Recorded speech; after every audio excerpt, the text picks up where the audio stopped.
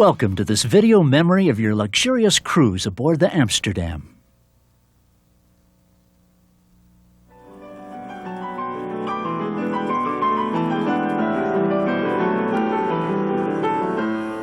As you began to discover the comforts of your ocean-going holiday home, it was anchors aweigh and a departure to exciting destinations.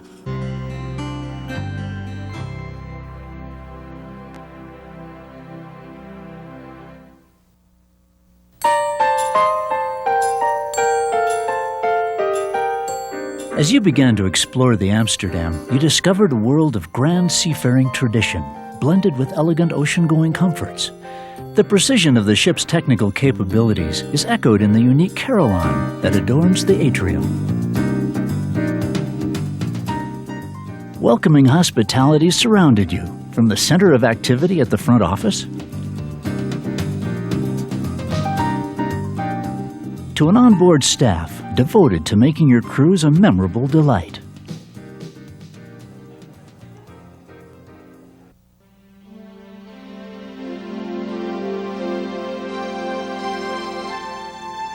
There are unmatched pleasures to be had on an ocean voyage. The feel of salt spray and the scent of sea air. The hypnotic power of the ocean. The romance of the sea. With the wake disappearing behind, there's a magical thrill in sailing toward new horizons.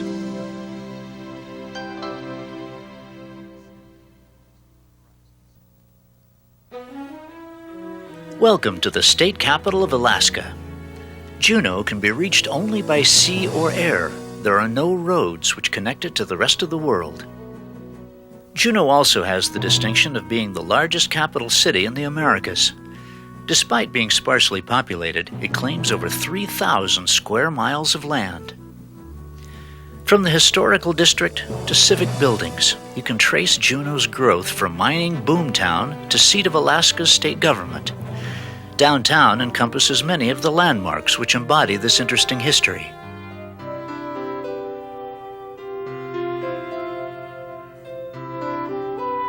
St. Nicholas Orthodox Church recalls the era when Alaska was a Russian possession. This charming house of worship is on the National Register of Historic Sites.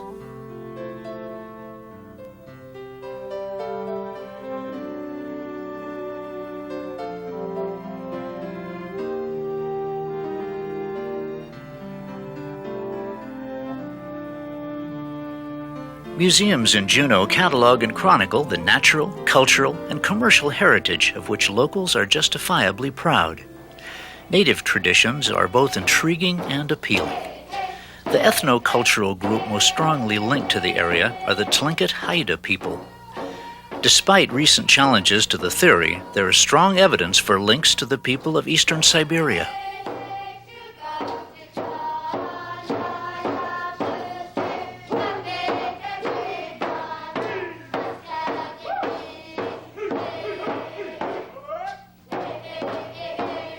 Of course, some people just naturally gravitate toward the freewheeling side of town. The Red Dog Saloon is a favorite with locals and visitors, all of whom come to partake of the spirit of the gold rush. Anyone exploring Juneau quickly discovers it has a personality all its own. There's no doubt the frontier spirit is alive and well. For some, adventure can be found rafting down the icy cold Mendenhall River.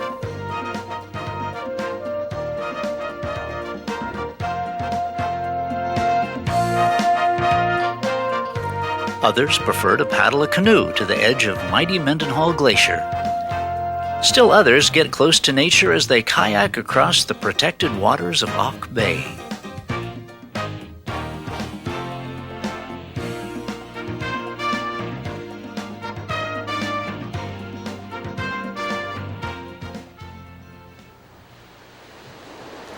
For some, the frontier spirit comes alive as they pan for gold.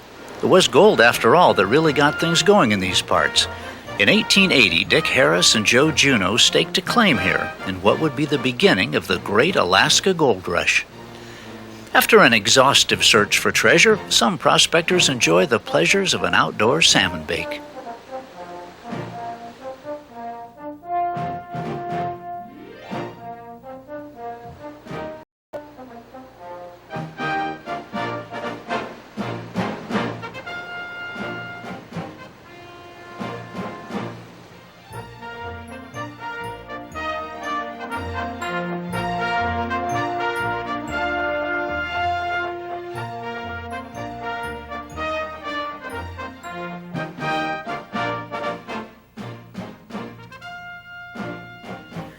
A trip to Taku Lodge combines the exhilaration of a float plane flight with the sizzling taste of fresh salmon.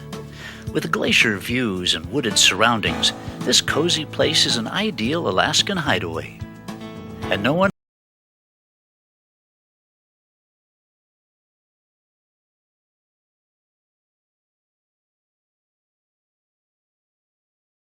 Juneau lies along the Gastineau Channel, and the region is teeming with birds, animals, fish, and whales. A scenic cruise brings this abundance into focus as part of a complex habitat.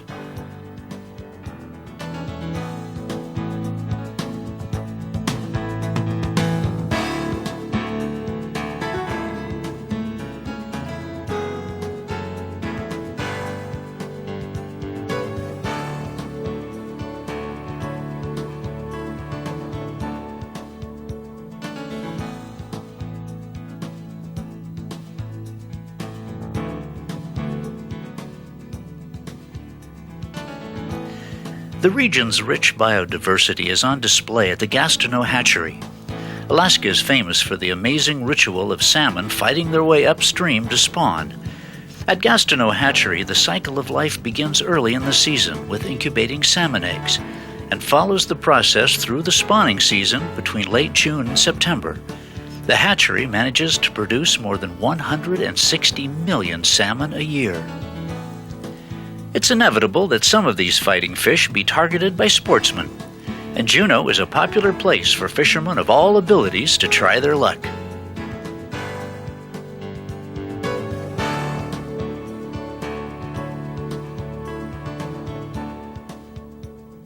Wildlife isn't the only natural attraction around here. The botanical bounty is also impressive. A hike through old-growth forest can awaken appreciation for this remarkable ecosystem. Douglas Island is one favorite place for such outings, but the hills and islands around Juneau are full of idyllic natural retreats. There are also gardens which display and propagate both native and exotic species. Green Angel Gardens is a wooded wonderland. Glacier Gardens proves that living in the shadow of an ice field doesn't have to limit your floral creativity.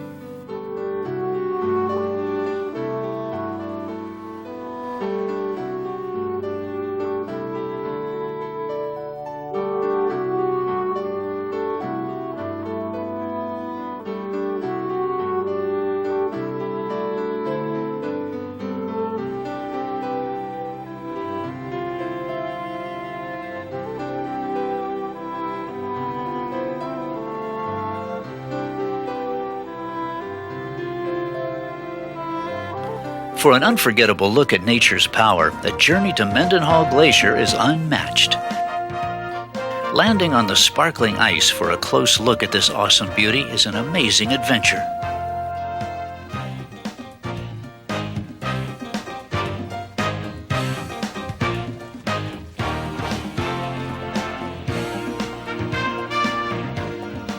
Now, if you look down on the side, you see all looks like dirt and stuff on it.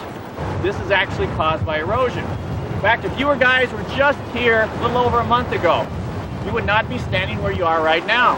In fact, all of you would be standing about here or out farther, because this ice extended out for 6 more feet. We're also moving down the valley right now to about 2 feet a day. Big rocks will fall into cracks like this. When these cracks close up, anything in it is ground up into a powder. And this looks like sand over here. You can see on the top we've been working on. It's actually ground up boulders. The challenge of nature is one that some people just can't resist. This is surely one of the most scenic places to get an introduction to glacier hiking.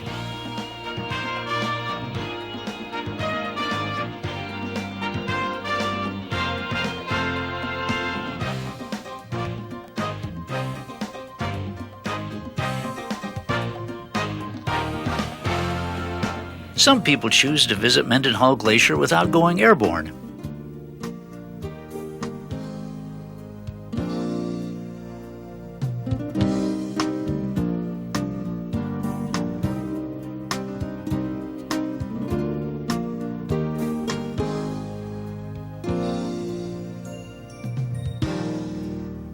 A visitor center provides information and a lofty observation point.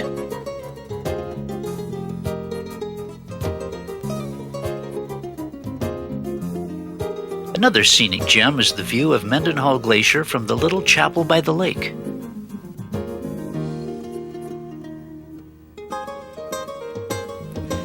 Mendenhall, along with Herbert, Taku, and Eagle glaciers, forms the Juneau ice field. The city is protected from this enormous flow of ice by the Gastineau Channel, Mount Juneau, and Mount Roberts. This peak provides an ideal viewpoint from which to take in the splendid setting of the city. It's also a great place to hike or learn more about the special heritage of the area.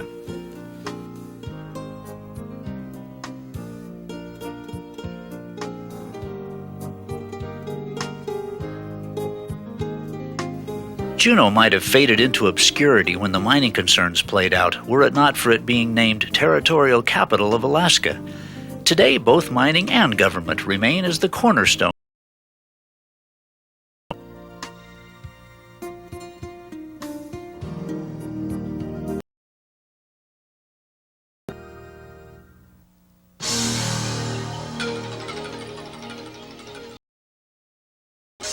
While the Amsterdam sailed serenely through the sea, you enjoyed the ship's comforts.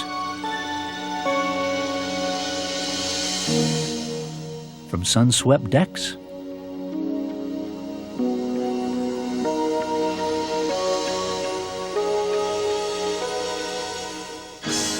to elegant lounges. Behind the scenes, the captain, officers, and staff worked continuously to ensure a safe, secure journey.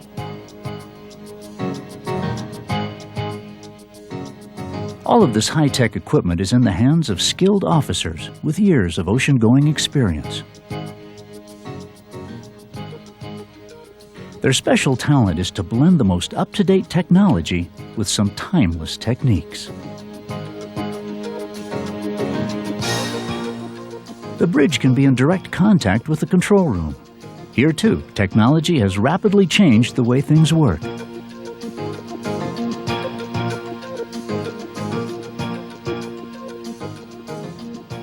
The control room is the heart of the Amsterdam, and from here, the engine room staff oversees all technical aspects of the cruise. At over 60,000 tons, the Amsterdam is powered by diesel-electric engines with a reserve generator for emergencies. Two propellers rotating between 50 and 140 RPM can take the Amsterdam to speeds of up to 23 knots. At this speed, the vessel uses 120 metric tons of fuel per day. Of course, there are stabilizers for smoothing out rough seas. And the Amsterdam produces its own fresh water from seawater, over 150,000 gallons a day.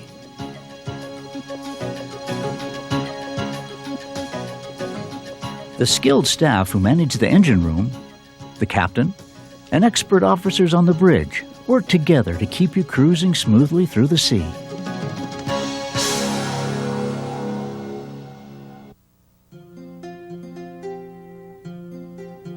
Lying on the outer coastline of Baranof Island, Sitka enjoys a stunning setting on a sound dotted with pine-covered islands. Mount Edgecombe, a snow-covered volcano, looms over the entire area, giving the island some of Alaska's most memorable scenery.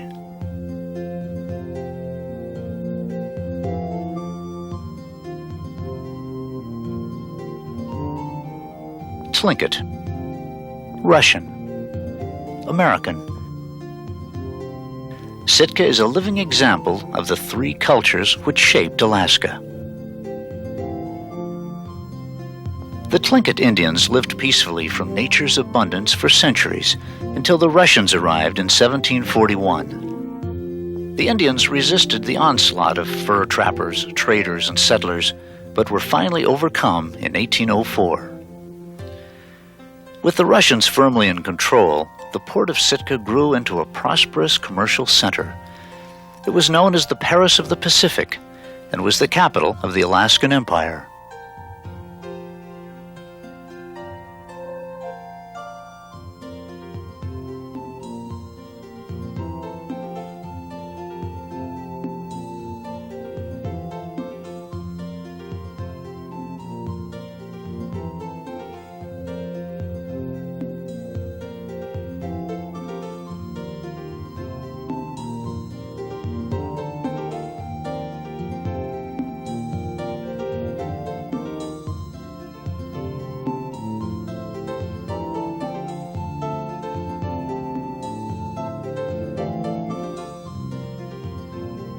The Orthodox Church had a strong presence, and one bishop of Sitka went on to become the Metropolitan of Moscow. The bishop's house is the only original Russian building still standing in Sitka.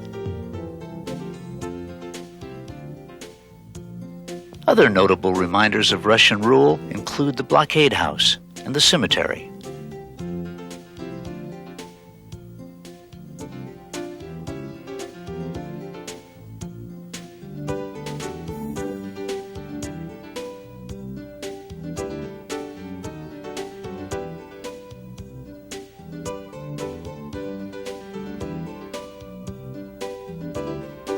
This was a thriving city when San Francisco was still a tent town of dirt streets and no culture.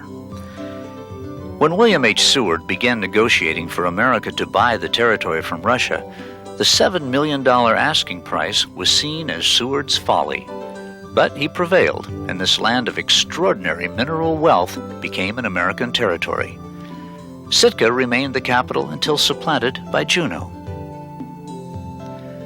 You'll see evidence of all three cultural influences as you explore this lovely Alaskan town.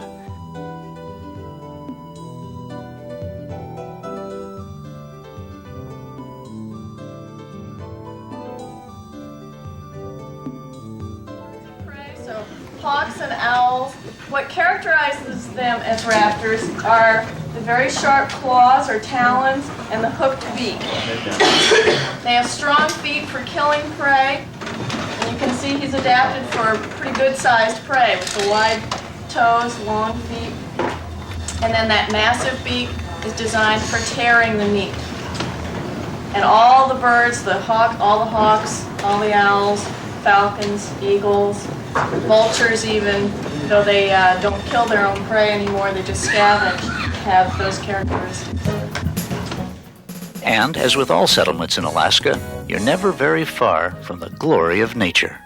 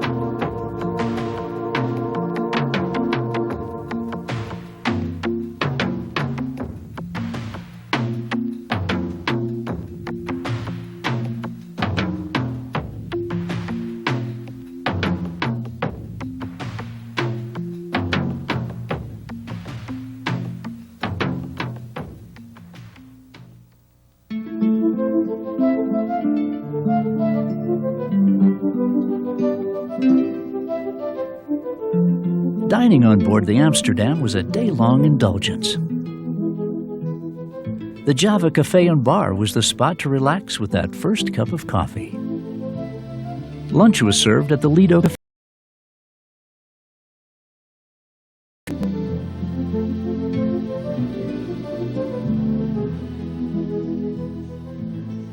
The elegant Explorers Lounge was the place to meet for afternoon tea.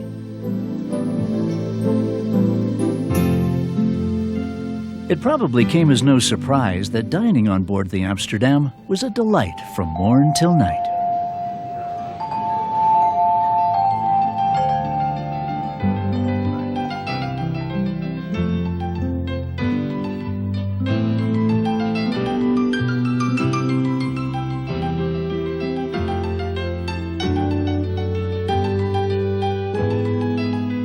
The traditions and creativity of fine cuisine were elevated to an art form by an army of chefs who worked round the clock to produce these dining delights.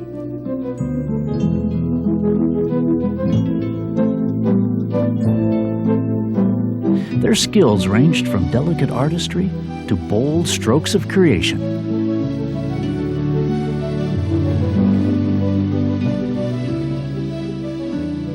From the dazzling dessert extravaganza to the theatrical presentation of baked Alaska, the food was simply superb.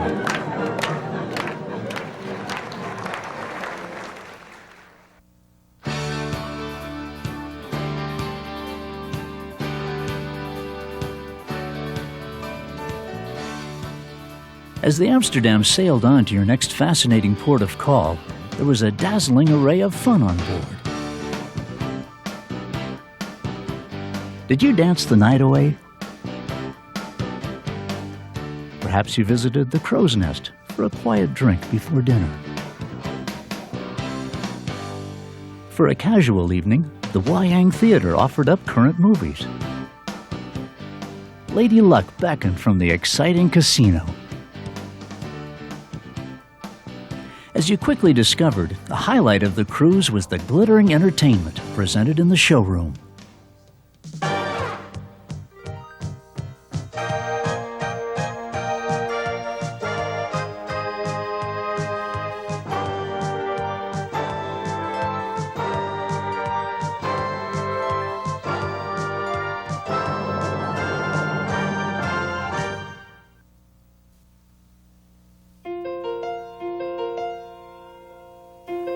Although Alaska was next to the last state to enter the Union, it ranks first in many ways.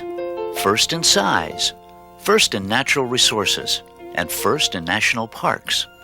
And Ketchikan is known as the first city of Alaska.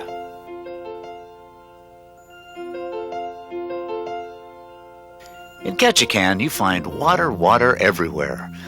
One of the city's most charming areas is Creek Street. Once these buildings were home to the red light district. Now they house shops and restaurants.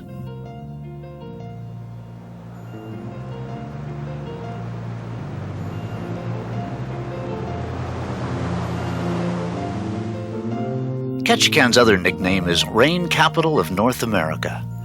Locals will tell you the rainfall is measured in feet, not inches, and it surprises most visitors to find that there's a rainforest so close to the Arctic Circle.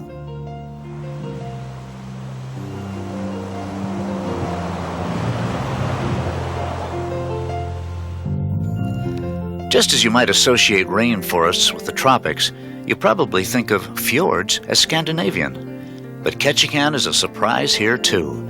The beauty and splendor of Alaska's fjords unfold beneath you from the exciting perspective of a seaplane. Misty Fjord is a national monument. Its 2.2 million acres were set aside for protection in 1978. The deep fjords and sheer cliffs are accessible only by float plane or by boat.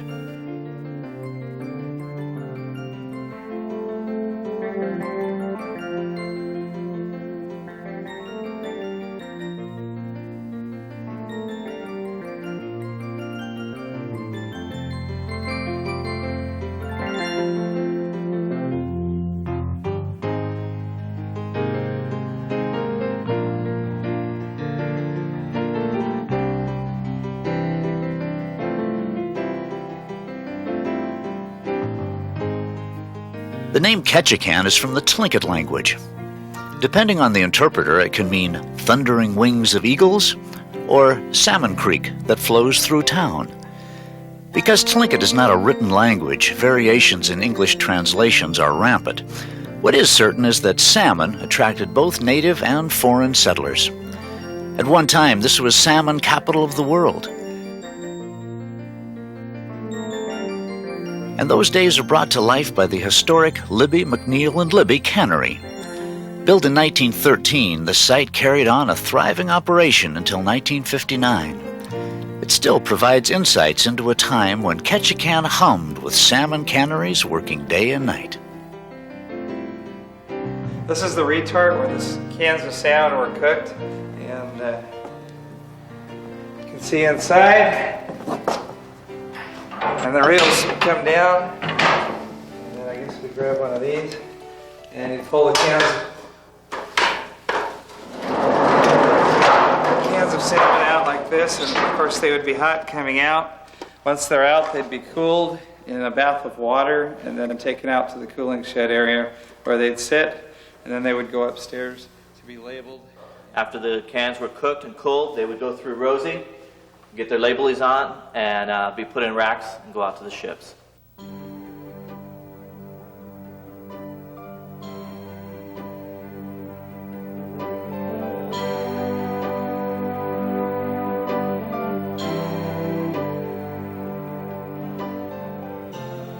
When American fishermen appeared on the scene in the 1880s, the Tlingit Indians had been harvesting salmon for countless generations. A favorite spot where Totem Bight State Park was established. The park's most famous attraction is the replica of a clan house. It also has a wonderful collection of totem poles, some Tlingit, some Haida.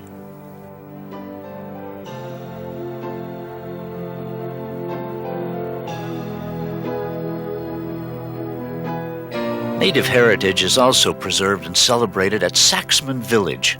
Saxman is reputed to have the largest collection of totems in the world. They were collected from abandoned villages during the 1930s, and all have fascinating histories.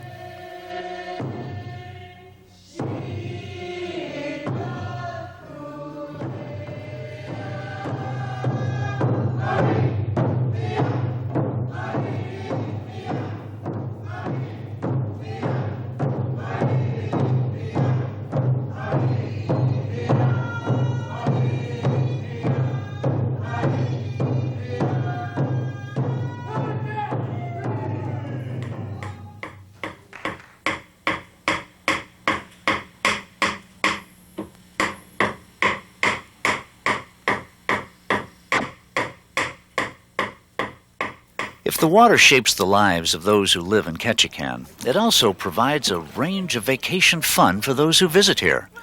Canoeing can take you gliding through the still waters of an icy lake.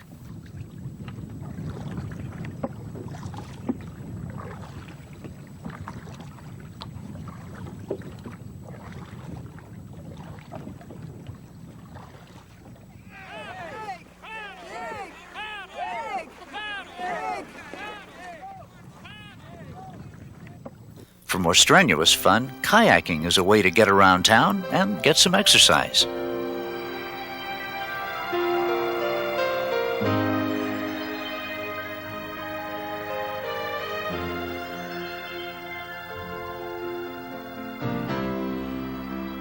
To enjoy the watery beauty of Ketchikan without having to exert oneself, a cruise along the scenic waterfront is unbeatable.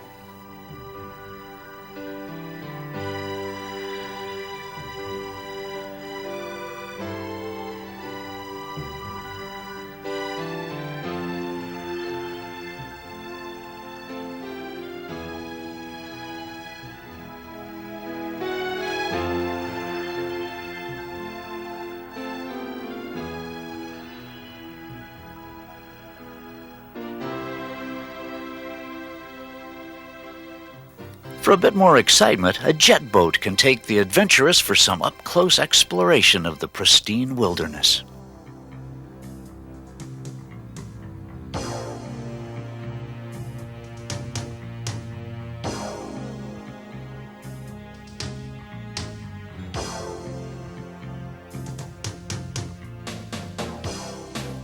For those who like to get close to nature, Ketchikan is a sporting paradise. Fishermen go in search of salmon and halibut.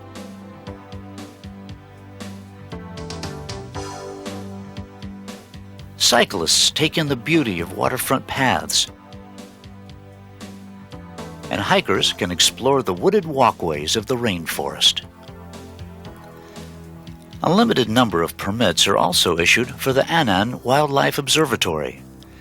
This is a premier spot for seeing bears who come to fish for salmon in the rushing streams. Salmon, it seems, has been the lure for all life forms in the region.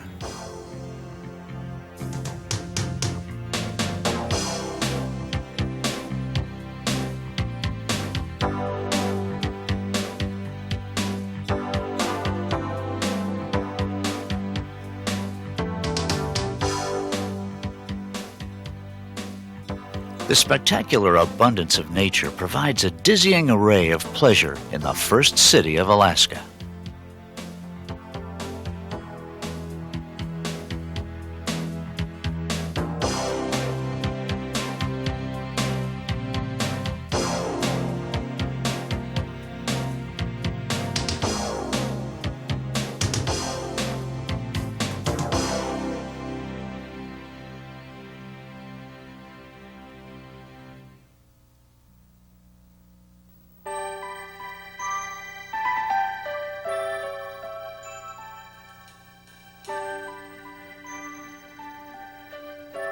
As recently as 15,000 years ago, the inside passage was a solid mass of ice.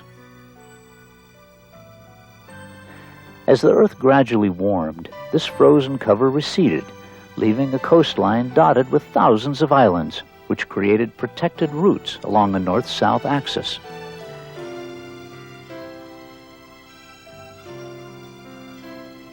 Today, this passageway is a scenic delight.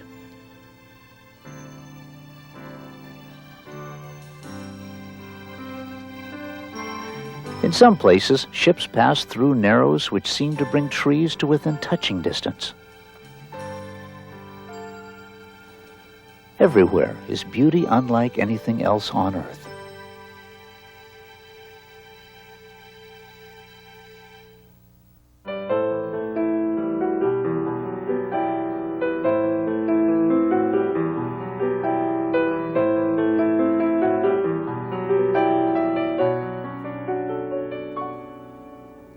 The appeal of cruising has many facets.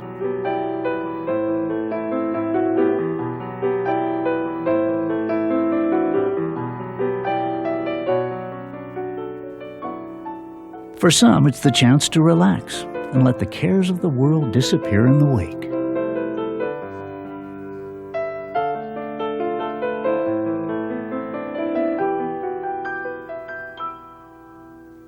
Others look to fill each day with a parade of pleasures.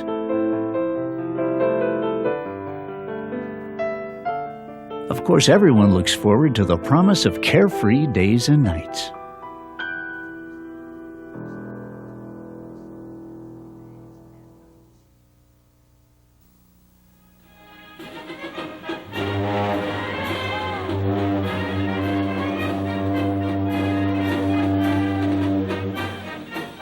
Welcome to Victoria, my friend.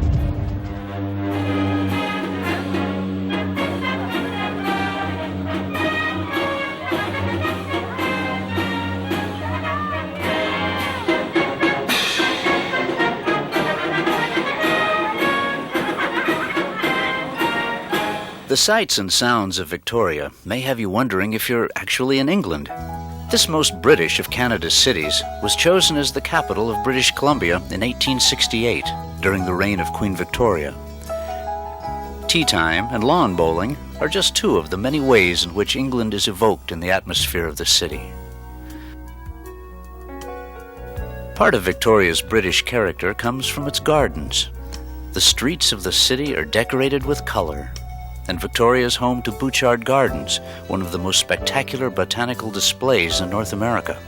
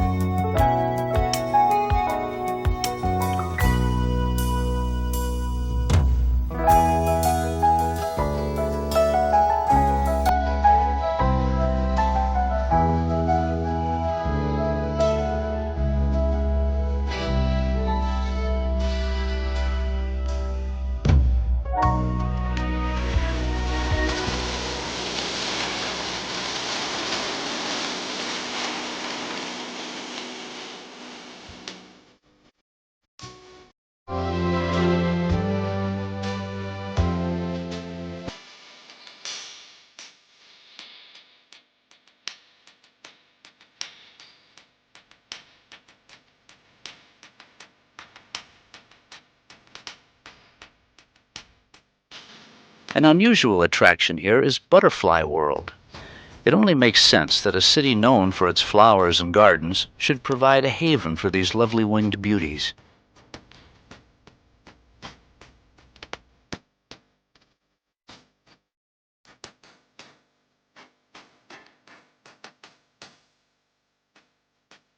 That's a giant atlas moth, the largest moth in the world, and they're mainly found in Asia, Southeast Asia and India, around that area. Those are the white tree nymphs, and they were born this morning, and what they usually do is hang out there and dry their wings, and actually a lot of them are ready to fly right now. They've been there for the whole day.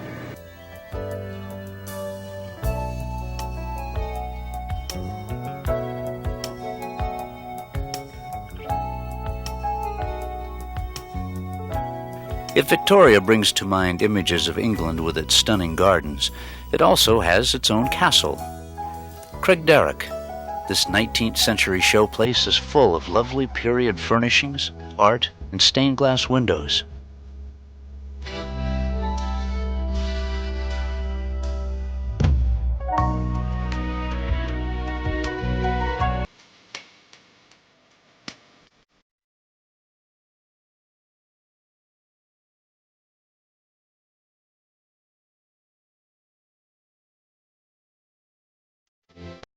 In keeping with Victoria's oh-so-British atmosphere, Anne Hathaway's cottage recreates the Tudor charm of William Shakespeare's Stratford-upon-Avon.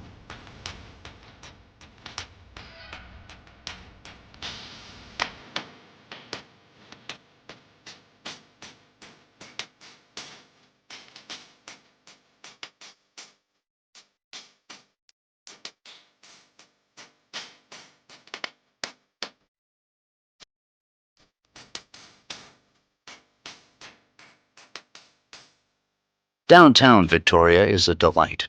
You can stroll along its quaint streets or hire a bicycle taxi. The historical buildings along Wharf Street are particularly pretty, and the waterfront invites a little urban relaxation.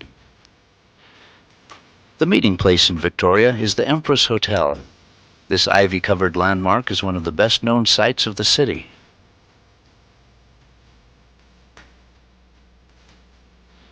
As evening falls, the Parliament building is lit with a fantastic electric light display.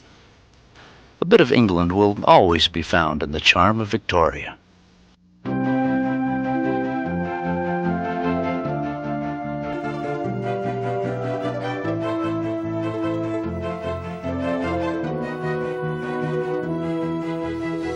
Everyone takes home special memories of their cruise, a favorite retreat,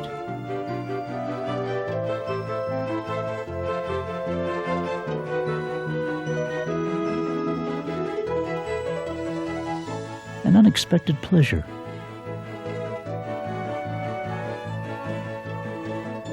Captivating art.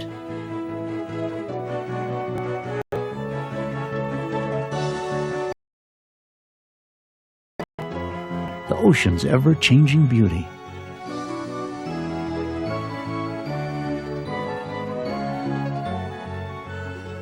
Your Amsterdam cruise was filled with memories in the making.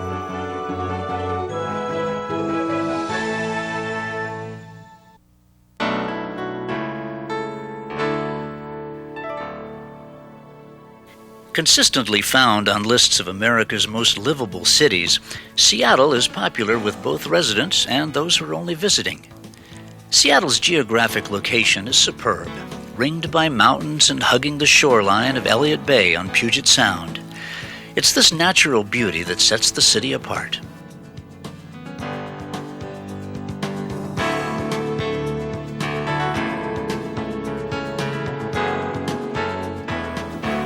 The most famous landmark of downtown Seattle is the Space Needle.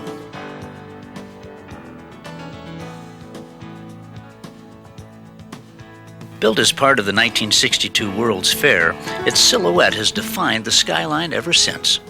The Needle also provides the perfect vantage point for taking in views of the city.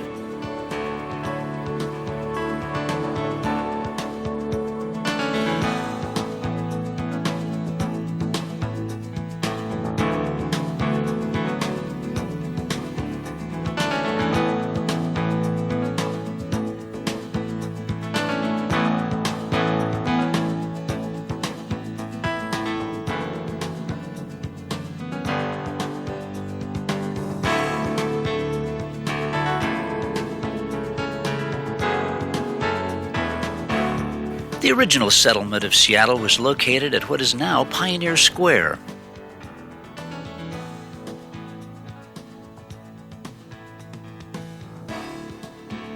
Locals take great pride in their heritage, so this Victorian neighborhood has been restored and preserved to great effect. Cafes, restaurants, boutiques, and art galleries now find a home in this historic quarter. A popular idiom was born here. When lumberjacks used to cut the lumber found in these hills, they would send it skidding down a nearby street to the sawmill. It was known as Skid Road, from which we derived the term Skid Row.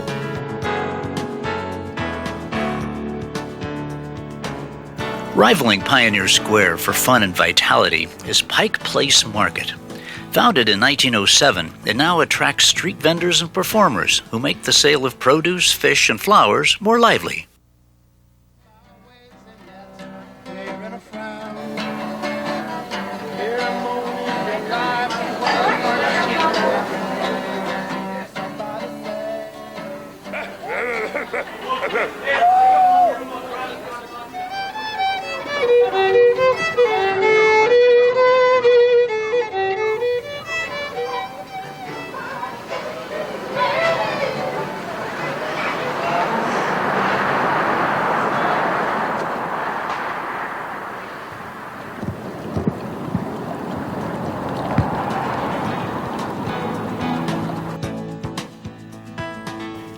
You don't have to venture very far outside of the city center to discover the scenic beauty for which Seattle is renowned.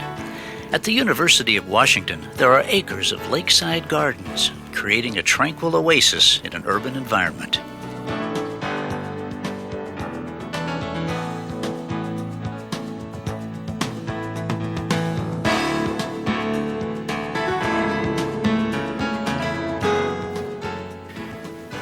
After World War II, Seattle's economy was a one-industry wonder, and that industry was aviation. This legacy is wonderfully displayed at the Museum of Flight.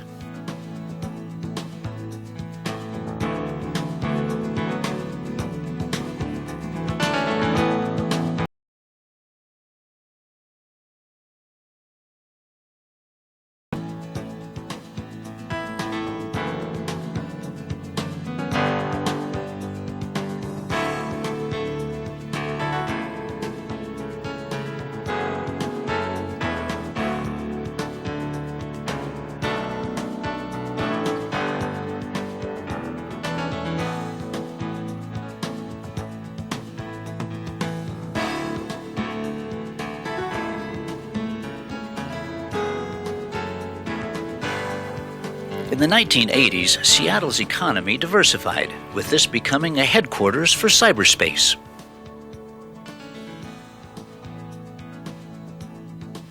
As befits a thriving city with close ties to Pacific Rim trade, Seattle's International District is a showcase of cosmopolitan diversity.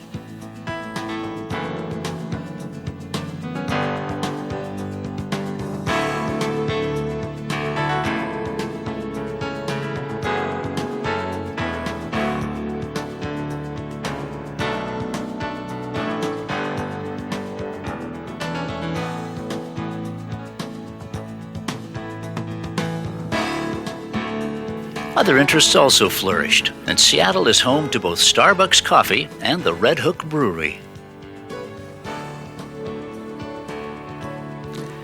A hometown brew might be the perfect accompaniment to the delicious Northwest salmon found in surrounding rivers and streams. A series of locks and canals helps the fish fight their way to traditional spawning grounds.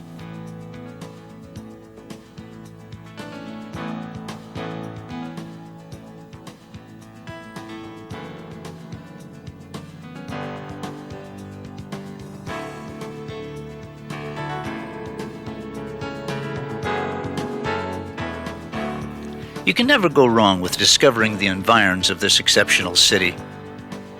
In every direction, there are pleasures to delight the senses.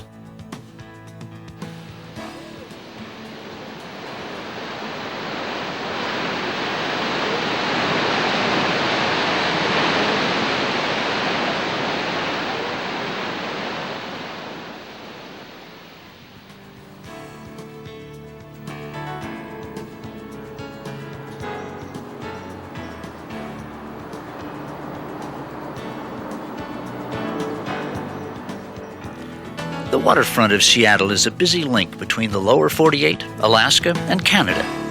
It's from here that many a dreamer has set off to explore.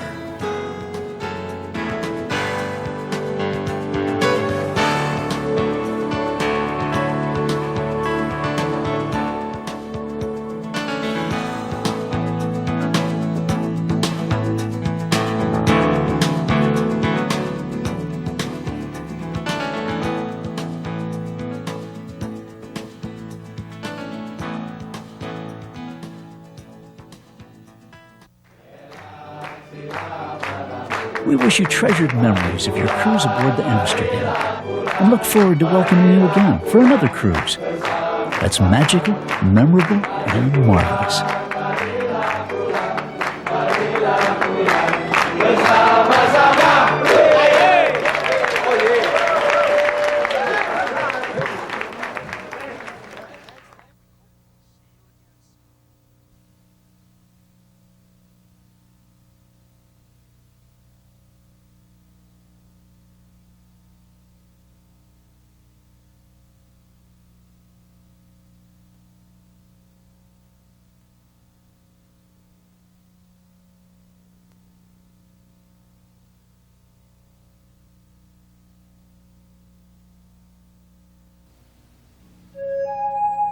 "10,000 years ago, the huge ice masses which covered North America began to recede northward.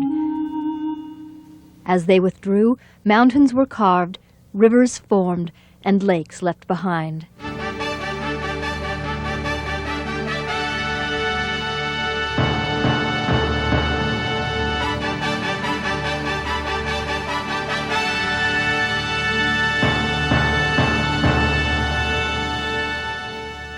Today, 10% of Earth's landmass is covered by glacial ice. Antarctica is the largest glacier mass, comprising 4,900,000 square miles. Alaska ranks 7th with 20,000 square miles, and the continental United States is 15th with 200 square miles. Creation of a glacier begins with the delicate form of a snowflake.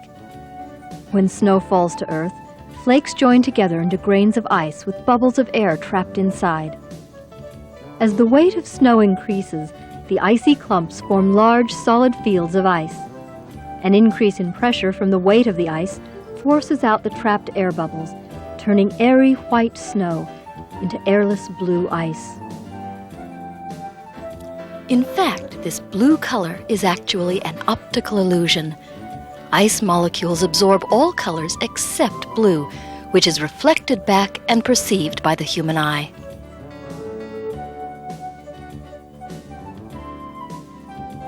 An ice field continues to grow, with additional snowfall turning to ice crystals. When it gets to a depth of approximately 60 feet, the ice mass begins to move. A glacier is an ice field in motion. As it moves, it crushes everything in its path, pebbles to boulders.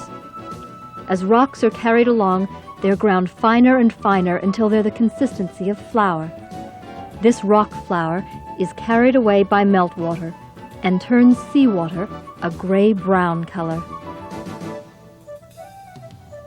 When two glaciers meet and form a larger flow, the rocks carried along their connected sides become a medial moraine, a line of crushed earth down the center of the newly enlarged glacier.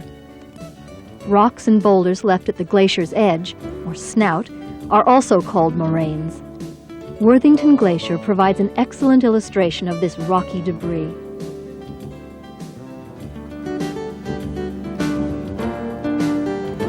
Even in the flows which break from the edge of an ice shelf, you'll see evidence of the glacier's power to literally move mountains.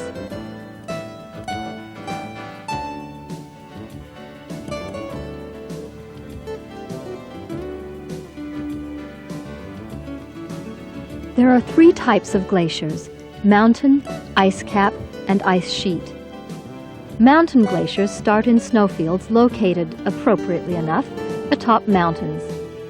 Repeated snowfall and freezing temperatures allow the snow and ice to reach the depths necessary to start the flow of the ice field.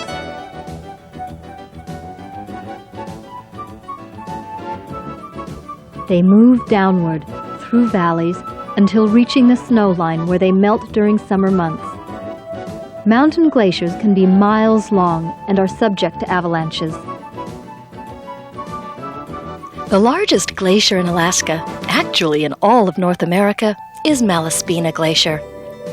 Named for an Italian explorer, it covers over 850 square miles of land. Malaspina rises in the St. Elias Range and terminates between Yakutat and Icy Bays.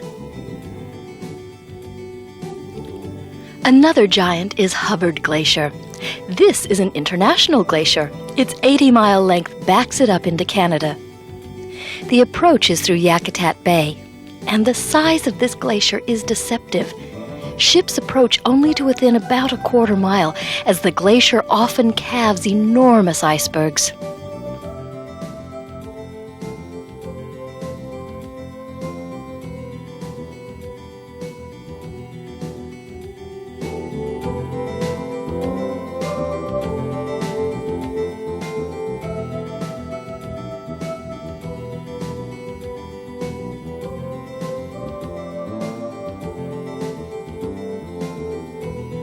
Hubbard made headlines in 1986 when it advanced so far that it cut off Russell Fjord, creating a freshwater lake. Devastating to wildlife, by summer's end the glacier had once again retreated far enough to open passage to the fjord. This ebb and flow is characteristic of Hubbard, which has had 10 significant advances and retreats since the last ice age.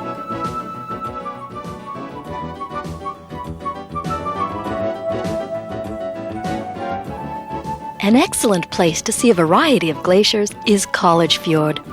This unique place has more than 16 glaciers flowing into a fjord that ultimately empties into Prince William Sound. In 1897, an expedition of scientists came to this region. They represented Ivy League schools and named the glaciers of College Fjord after their respective alma maters. Harvard Glacier at the head of the fjord is the largest. Each of the glaciers is advancing or retreating at a different pace, making for unpredictable sightseeing.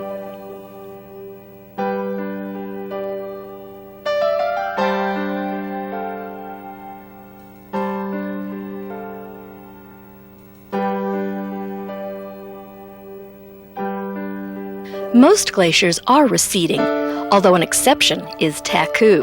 It's part of the Juneau icefield, which also gives rise to mighty Mendenhall Glacier. Mendenhall is an example of a valley glacier.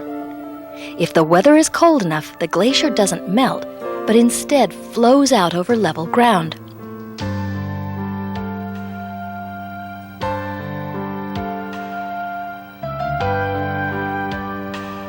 Valley glaciers are one of 3 types of alpine glaciers. Another is a hanging glacier, so called because the ice flow is trapped on the side of a mountain. Rainbow Glacier outside of Haines is a famous example. The third kind of alpine glacier is a tidewater glacier. This is the most spectacular to see, and tidewater glaciers exist only in Alaska, Chile, and Scandinavia. Columbia Glacier is one of Alaska's most magnificent tidewater glaciers. Where a tidewater glacier meets the sea, it forms an ice shelf.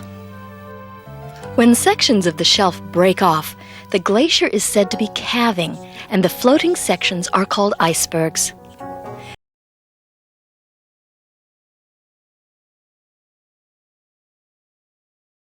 Deep Fjord. 100 miles northwest of Juneau is Glacier Bay National Park. Established in 1925, it has an area of 4,375 square miles. Post-glacial forests have taken root where once there were only rocky moraines. More than 40 glaciers descend from 2 parallel mountain ranges, St. Elias on the east and Fairweather on the west. Muir Glacier, approximately 2 miles wide, is one of the most active. When Captain George Vancouver sailed into these waters in 1794, Icy Strait was choked with ice. Glacier Bay didn't even exist. Its area was covered by glaciers. However, these glaciers are being wrested from the frigid arms of the last ice age and are amongst the most rapidly retreating in Alaska. Less than 100 years after George Vancouver sailed these waters, John Muir was exploring and found a bay 48 miles deep. This level of retreat is unknown anywhere else. It also makes for active calving and great sightseeing.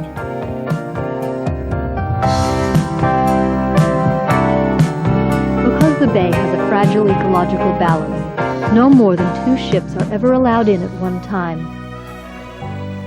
This ruling provides the calm serenity which marks a visit to Glacier Bay.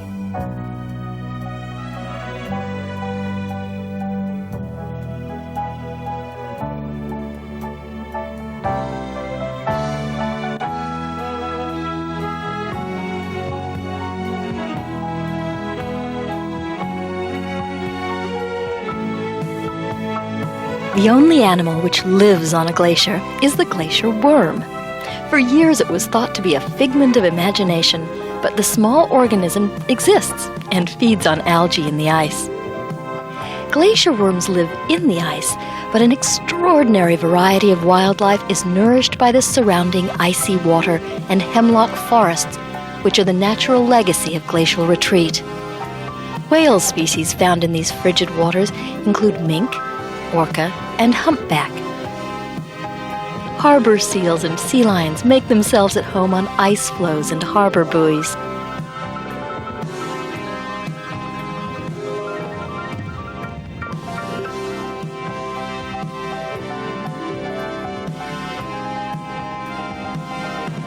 Bird life is abundant, from the incredible variety of seabirds to our national symbol, the bald eagle.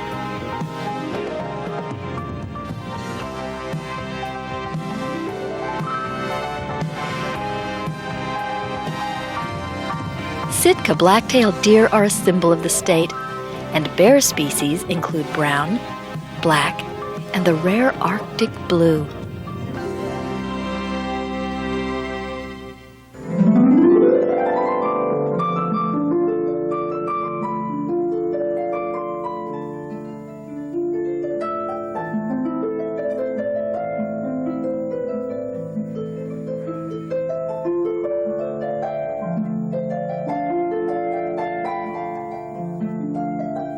All of these animals exist thanks to an ecosystem created by retreating glaciers.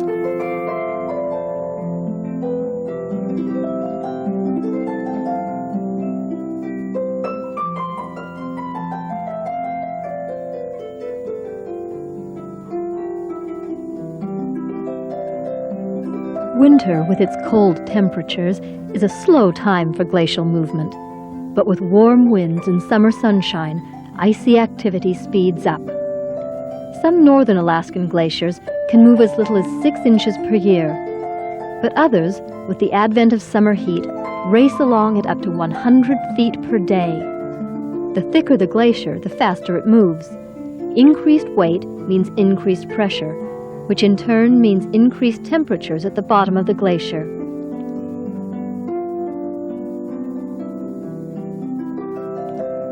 As meltwater forms, the glacier slides along on a layer of liquid. A glacier moves quickest in the center, more slowly towards its sides. As the ice moves, it bends and cracks, causing crevices. Some of these are small enough to step over. Others form deadly traps for unsuspecting mountain climbers.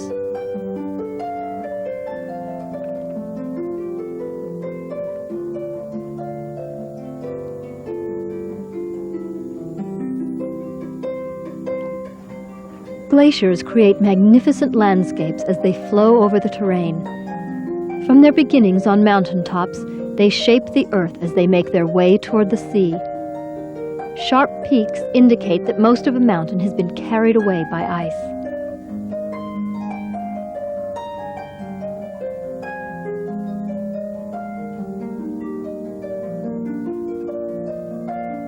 Seen at the top right of the screen, A cirque is a hollow formed when a glacier scrapes away the surrounding rocks.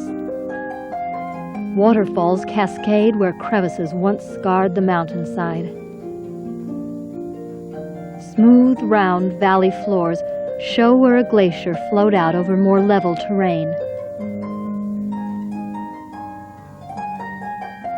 It comes as a surprise to some people to learn that there are fjords in Alaska.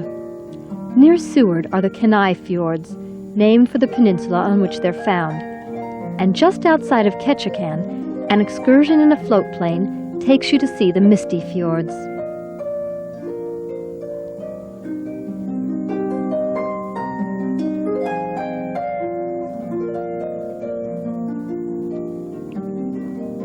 Fjords are prehistoric relics of glacial activity. They were formed when glaciers gouged out a valley, which at one time was below sea level. Later, when the ice melted, the glacier receded and sea level rose, the valleys were flooded. The lakes which were formed are beautiful, blue, crystal-clear remnants of the Ice Age. Misty Fjords is a national monument and encompasses an immense 2.3 million acres. It was established in 1978 and is the second largest wilderness area in the National Forest System. In true Alaska style, Misty Fjords can be reached only by sea or air.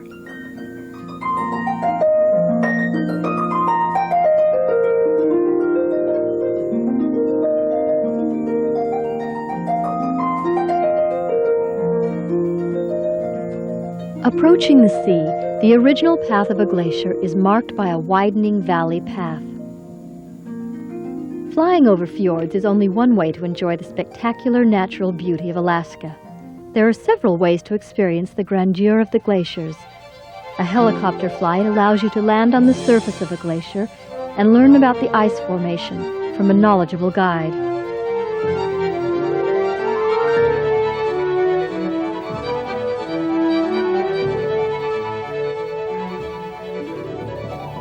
Portage Glacier is Alaska's most visited attraction. Portage stopped its forward advance in 1893, and its retreat has created a 3-mile-long lake. It's become so popular because it's one of the few glaciers you can drive to. And of course, you can marvel at the beauty of glaciers as you cruise alongside them.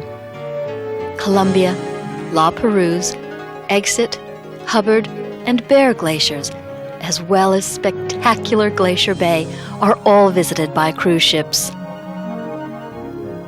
From the comfort of your ship, from an up-close and personal vantage point, or from cloud-strewn heights, Alaska's glaciers are Ice Age reminders of nature's glory.